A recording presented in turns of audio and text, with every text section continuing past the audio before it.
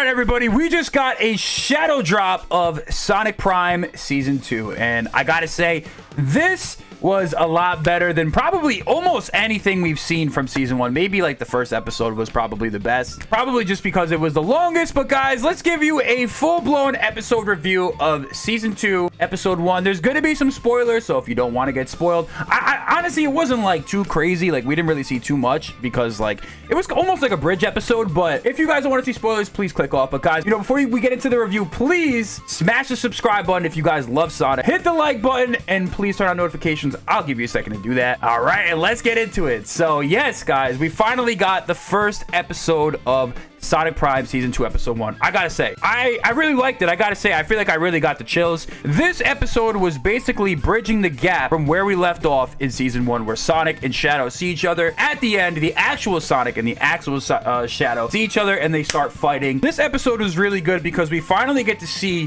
what Shadow has been up to, because we've been seeing, like, hints of him throughout the entire series, right? Like, one of my biggest complaints about the show was the fact that there was not enough Shadow. And in this episode, it was all Shadow. But, you know, throughout the first season, you see him, like, appearing, like, you know, as, like, a hologram, as, like, a vision or whatever. And, like, we never really got to fully see him. We would see him in flashbacks. We'd see him in, like, in his holographic state. But the question was, like, where is Shadow and what is he up to? Why is he following Sonic around through the Shadow space? Well, we find out that Shadow has basically been following Sonic around. And it's the real Shadow. The reason why he was able to avoid being sent into a shatter space and having a bunch of different versions of Shadow is because during the fight with Eggman, he was able to use the Chaos Emerald. So he was able to avoid basically anything that had to do with being sent into a shatter space. So that's pretty cool. So Shadow is the real Shadow. We get to see him, and honestly, I gotta say, Ian Hamlin, the guy who voices Shadow, is absolutely peak. Like, I'll say this, in terms of characterization, like, Shadow just seems way cooler than Sonic. Sonic in the show, like, he's still goofy, right? Like, he's still not really, I don't know.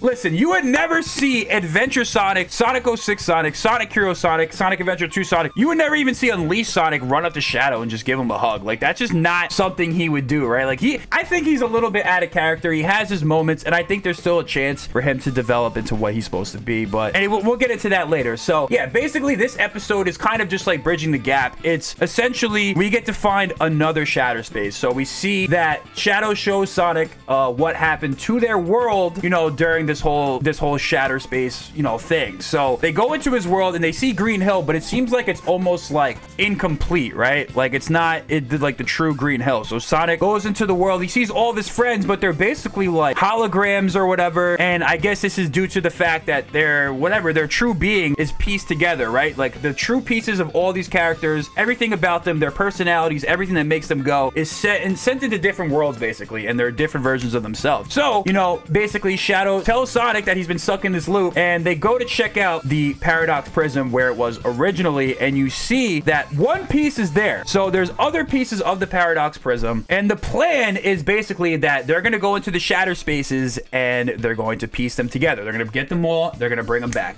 This is where we see the first real conflict, and you kind of see the plot heat up a little bit. You see Shadow tell Sonic, he's like, all right, listen, like, he has, like, too much attachment to these new characters and new faces that he met in the shatter space. Shadow is basically telling him that they're not real. So this is kind of where, you know, Prime Sonic, he's a little bit inconsistent. I would say more on the goofy side, but you do see in this moment that he is willing to have some of that original Sonic characterization. He's always there to protect and save his friends.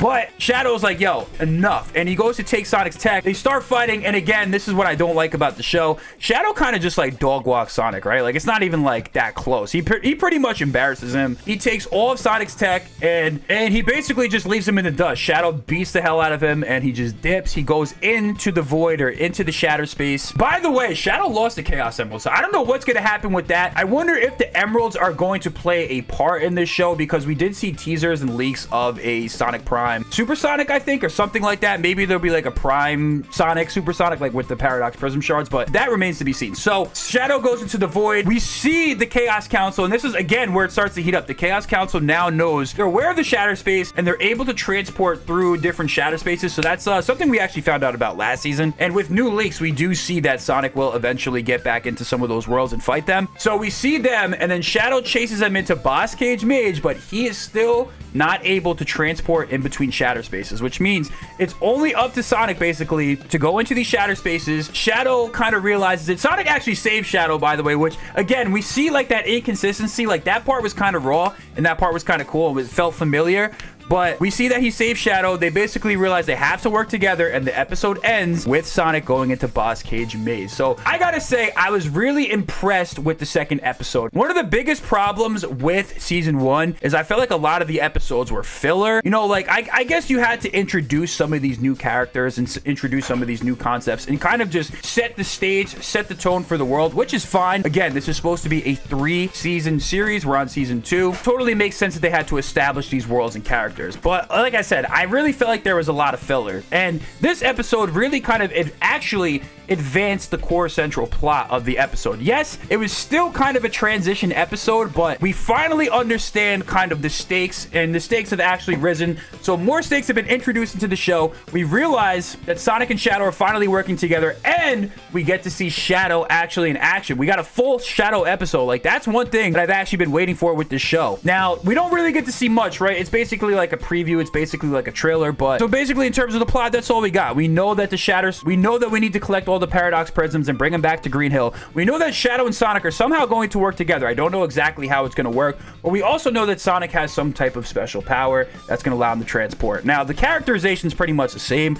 My issues with Sonic are still there, right? Like, he's not Frontier Sonic. He's not Adventure Sonic. He's not 06 Sonic. He's not Sonic Unleashed Sonic even. I would say he's like Color Sonic, but I would say he's even worse than Color Sonic, right? And Generation Sonic, because I don't know. This is the most vulnerable he's ever been, which I guess is okay at some points. Like, you know, the hero of the show doesn't need to just have like the most like thick plot armor of all time, which I'm sure he'll still exhibit and show. But I just feel like, bro, he gets dog walked by everyone, by Rusty Rose, Shadow, by Nine. Like, even Nine was giving him a run for his money. So it's like, this is clearly not the same Frontier Sonic. I don't know. So that's still kind of my issue. He's very goofy. He has these corny jokes where he's like, come at me, bro. It's like, bro, what is this? So he's okay. I mean, he has potential, and I'm not ready to give up on him yet. And obviously, you have to understand that this is a show made for children. So that's okay. You know what I'm saying? Like, if you like Prime Sonic, that's okay. I don't hate him, but I don't love him either, right? I don't think he's the best version of Sonic that we've ever seen. So that's that. Now, Shadow, we got to get into Shadow. Shadow is a boss in the show. Ian Hamlin, first of all, kills it. So does Devin Mack, too. But Ian Hamlin goes super hard as Shadow. This is like the true Shadow that we've kind of been waiting for since like Sonic 06. I think this is probably the best he's been, which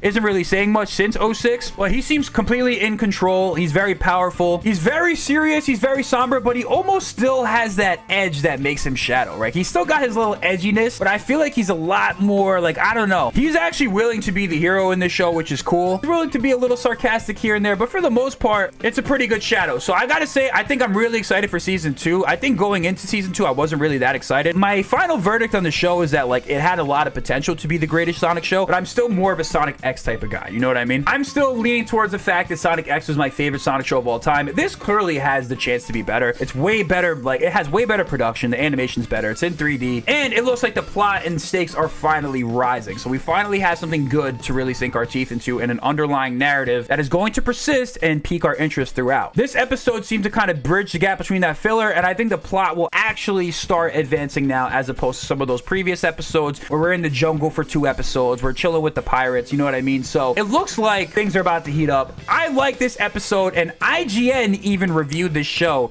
and gave season 2 a 9 out of 10, whereas they gave season 1 an 8 out of 10. So I'm more of like a 7.5 out of 10, 7 out of 10 with season 1. Season 2, though, has that potential to really make this the best Sonic show ever. So let me know down below in the comments what you guys thought of the first episode. But that is my review. I give this episode, honestly, a 9.5 out of 10. This is probably, I would say, the best episode of Sonic Prime, maybe if not like the second best. But let me know what you guys think down below in the comments. I'll talk to you guys in the next one.